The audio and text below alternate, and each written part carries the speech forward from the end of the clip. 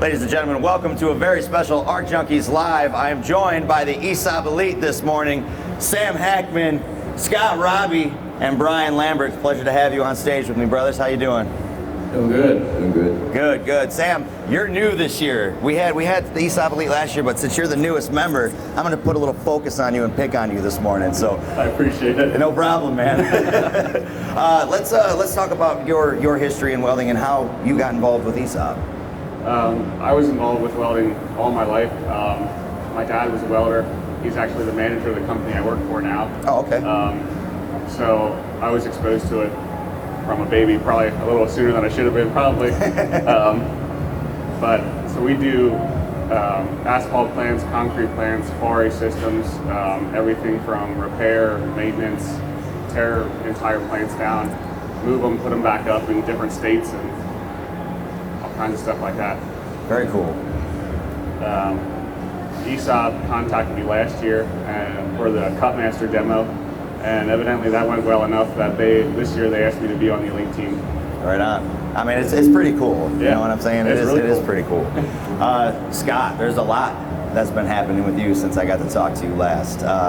Most notably, the educational stuff you're getting ready to do. Let's dive into that. So what I'm doing is starting my own school in January. It's going to be Precision Welding Academy. It's going to be actually ESAB sponsored.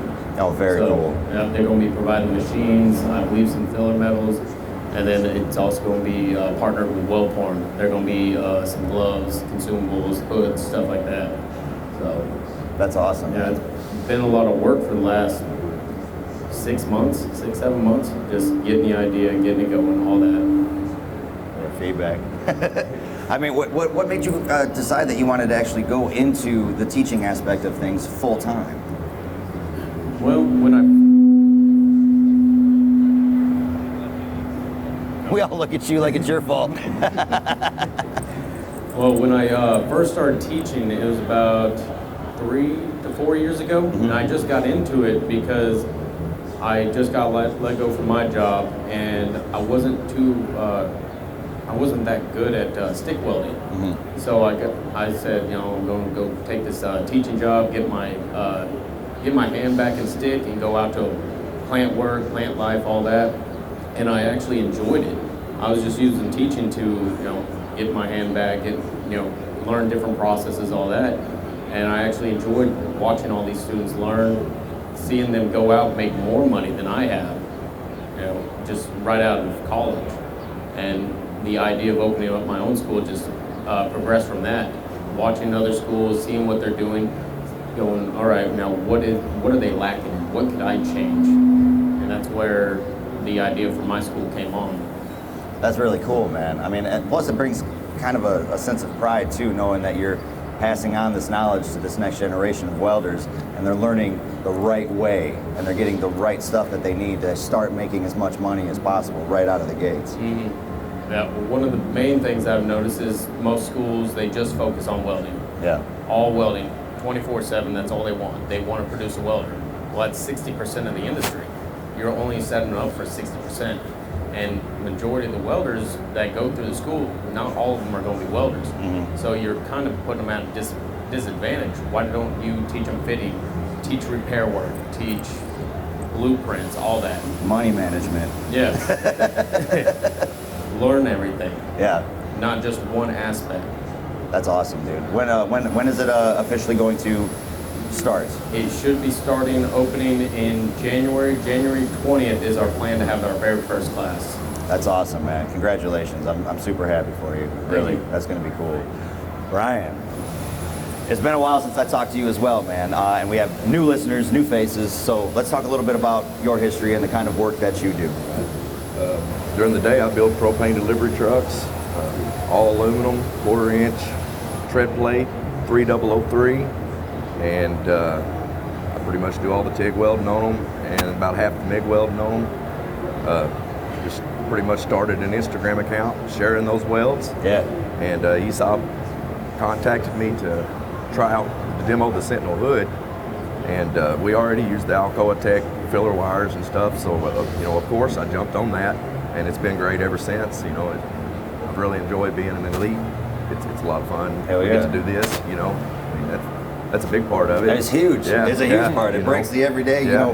know, going to work every day, seeing the same You stuff, bet. and then boom, you actually get to see Right. what you actually get to, Yeah. you know, produce for people now. Yeah, So yeah, it's very cool. This is great. Plus, I mean, you speak my language. I'm aluminum TIG welder myself, Right. so I mean, Right. yeah, absolutely. Yeah. Very cool. Very cool. So you guys just scream at each other all day? Yeah, basically. So before we wrap up here, for everybody that's listening, that you know they're looking to get into the industry, especially you know with you providing an educational outlet for these people now, what would be some advice for someone that is just getting out of welding school and they're looking to what part of the industry they could go into? What would be some advice that you guys could give them? I mean, I would just say take advantage of every opportunity you get to learn all the aspects of the industry. I was kind of only exposed to a very small amount of it, and I went to FABTECH, and probably not the ideal FABTECH school that I went to in high school. Education after high school, any welding institute, like what you're doing, Scott. I want to come to Scott's school. I do too. Scott, what do you got words for advice? One of the main things I tell my students is just keep practicing. Learn from the person that you like. You're going to get information from every single welder you meet. Take parts of each welder's opinions and apply them to your own identity. Not every welder is going to weld the same. Learn from all of them. Don't just set them aside and say, oh, they don't know anything. Each person has something that they can teach you. Learn from all of them. Right on. Brian, you got any 2 cents on this? Just listen to the old guys, you know. There you Go go. in and you start in a new place, you know. They may not do things the way that Scott taught you how to do it at school.